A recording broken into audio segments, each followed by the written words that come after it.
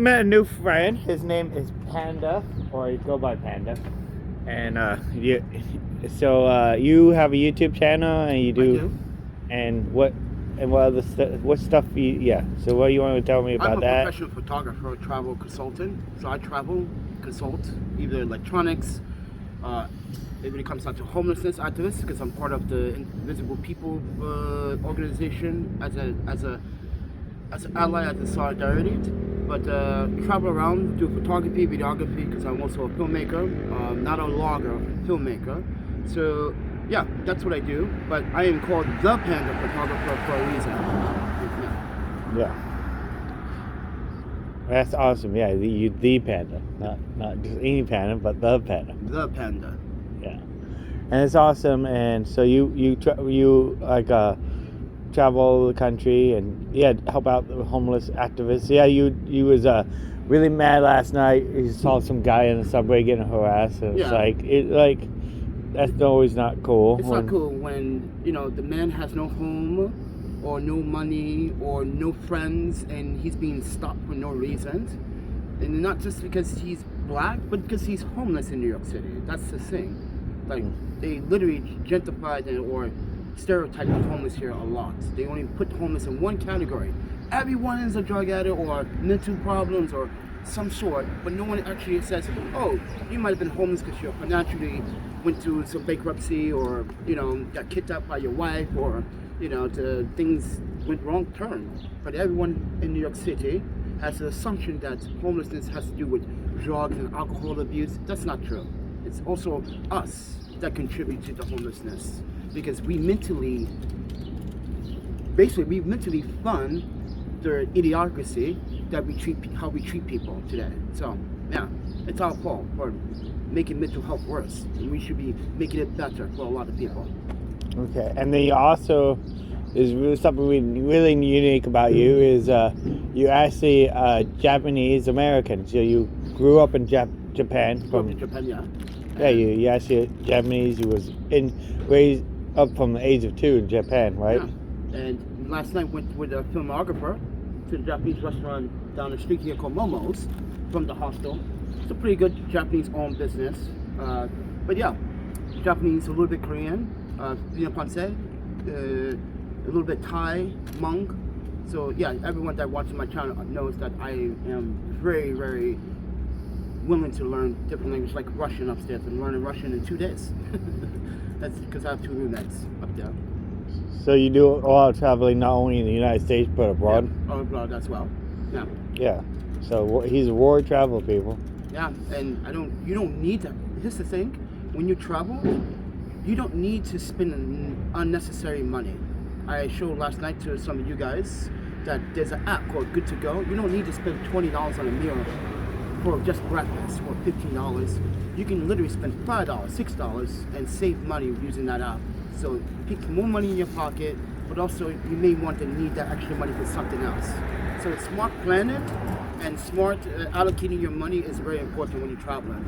And always look for the best deals, and always book your tickets in advance, not last minute, because that's when you burn all your resources of your funds. That's awesome. Yeah. So that's how you save money, but also by staying like this place, like the hostels and stuff like that. And well, yeah, the hostels, or let's say, I did 2 reviews, update reviews on this place. I still recommend it because I used to be a part of HI hostel, and some of the HI hostels are not really ideal for the pricing. This is very ideal for the pricing. Plus, you got handicap accessibility, you have an elevator, you got free, clean drinking water. Not a lot of hostels provide that clean drinking water, and that's important to have clean drinking water. A lot of hostels, they use faucet, or you have to get it from like some type of machine that is hot water. Yeah, but yeah, it's a great place. It's affordable, and not only that, you meet people like yourself. You meet a lot of people, and that's the point of being in the hostel community. Hostel's not about you come in a hostel and you sleep all day and not experience the city. You come to the city to experience, but you also come to the city, to the hostel, to get to know people, so you can travel or hang out with other people at the hostel as a safe point of view, because this is New York. I don't recommend being alone, but if you can get someone from the hostel to join you on your adventures, because you're both here enjoying the city, I would recommend that. Yes, yeah, that's awesome. Always coming to Austin to network and meet new people like yourself. And so, how else do you? I don't know. Also, I would love.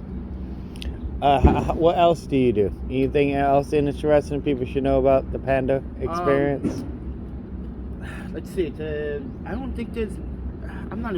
Listen, folks. I'm not unique or interested. I'm interested, but I'm just a normal person. Like, education is kind of the thing that I'm willing to adapt in different societies and different writers.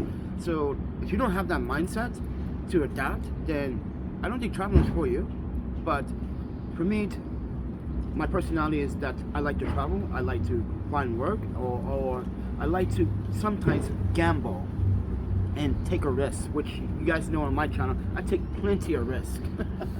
Too much risk, where we get robbed, fight with homeless people in the street, sometimes trying to steal stuff. Like, I'd be walking, that stuff happens.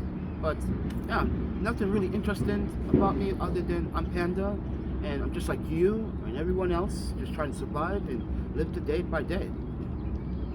All right, well, please like and subscribe to not only my channel, but Panda. Yeah, it's the Panda Photographer, on one word. It's easy. You can Google it. You can find it. It's so easy. And I really appreciate you spending some time to collaborate with me. And yeah.